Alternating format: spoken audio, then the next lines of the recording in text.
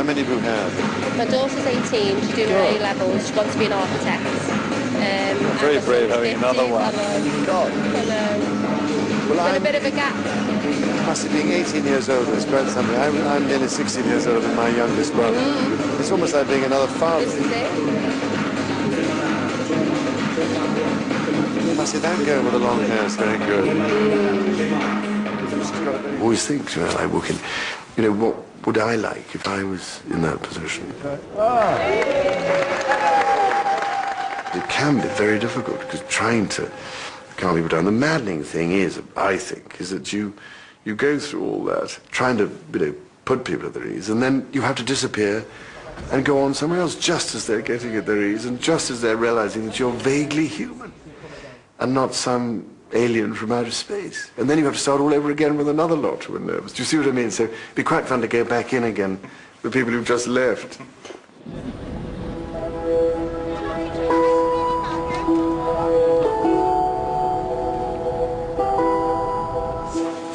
Prince Charles's eldest son, William, is just starting to learn the art of the royal visit. Peter Hain, our Secretary of State, you should know. This is his first as patron of the Welsh Rugby Union. Wales are playing Ireland, and there are half-time drinks with ministers from both countries. Are you a massive rugby fan? Wow. All sports. Yeah, exactly. You can see he's got a Welsh Rugby Union. When he eventually leaves the army, events like this will be a daily occurrence. But he's already mastering the art of small talk. Look at the difference. So nice then. First official engagement. I have a suspicion it was actually presenting leeks to the Welsh Guards on St David's Day, but I'm not sure about that. And you were nervous? Oh, yes. You could not be under those circumstances. It's probably changed from sheer terror to just being sort of mildly nervous. I think it's probably the greatest. That's probably the. there are still moments of terror, but. Times have changed, though. They have. A lot better looking now, isn't it?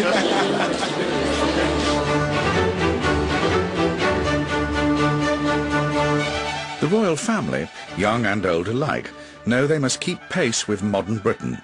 Lord Luce, the former Lord Chamberlain, is among those who has had the delicate task of advising them. So far, You're back. It's a gift. It wasn't when I left. No. It's better. No, that's Are you all right? Yep, and the only change is that they said they're prepared to risk an operation. Sorry. I'm not sure what I like about risk. It's quite difficult from time to time when you need to give what you will hope will be constructive advice to individual members of the royal family. You may well have discussed what you're going to say in advance with Her Majesty the Queen, but sometimes it's advice that you know will be difficult for them to take. The monarchy can't remain a fortress. The monarchy's got to adapt and to adjust without stepping too far ahead. You've got to keep the dignity of the job of the monarch and at the same time balance it perhaps with a little more informality. Occasionally you have to suggest ways in which they can be even more effective in their jobs. Or if they're changing careers, or they've been doing one thing, the Duke of York was in the Navy, he's moving into trade and investment, doing a marvellous job there.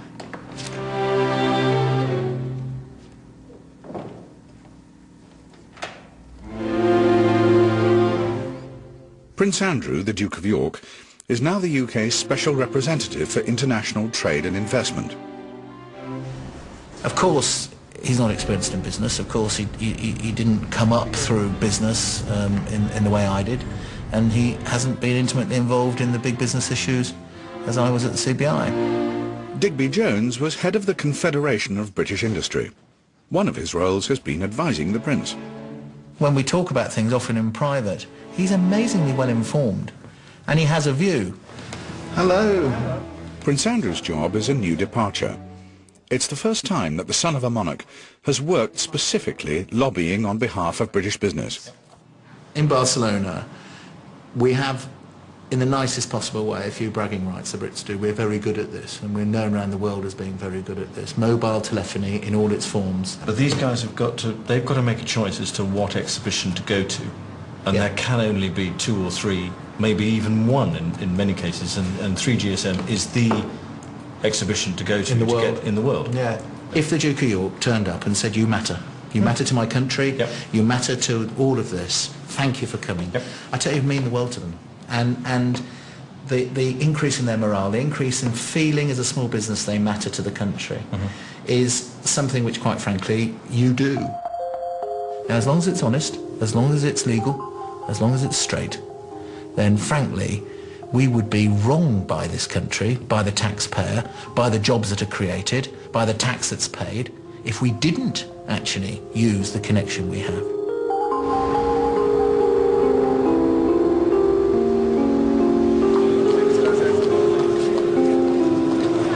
I'm following them. They know where they're going. Of the 1,300 businesses at the Barcelona Telecoms Fair, 40 are British. Prince Andrew hopes to fly the flag on their behalf. The UK is one of the world's leaders in this particular area of endeavour. So it's a no-brainer to come to an event like this. We can all squeeze in the lift with the police. One policeman. And the sign man. Yeah, no more. It's going to be fun.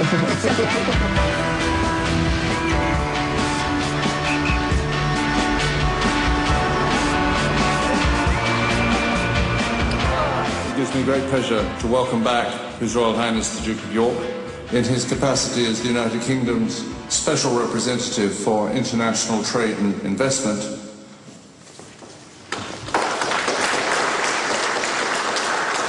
Master, thank you very much indeed.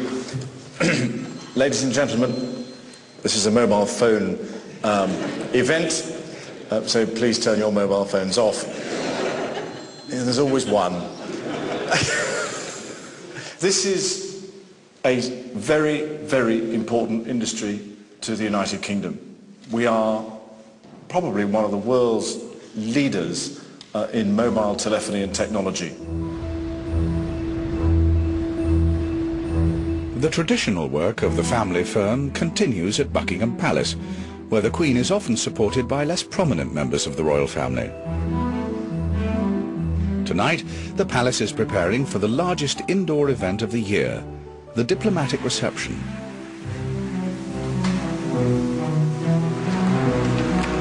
The senior ambassadors arrive at the East Gate. Good evening. How are you? Other more junior diplomats have to make do with buses. I'd like to go to the right, please.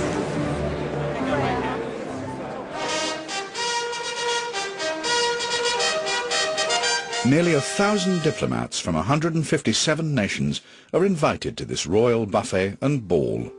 Tonight, the Queen is helped by the Duke of Kent and his sister, Princess Alexandra. She's been doing official duties for 50 years. Did you say Anguilla? I said Anguilla, Yes, yes. I went to Anguilla. When? In '88, with my husband. Well, you've I got also went to the... Like all working members of the royal family, she's funded by the Queen. She carries out around 130 engagements a year. You know I know your country.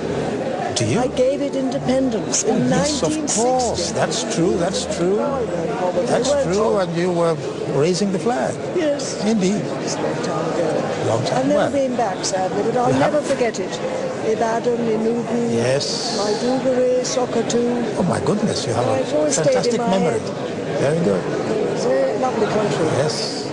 Princess Alexandra, who was there at our independence in 1960, reminded me that she was there and that she had visited quite a few places.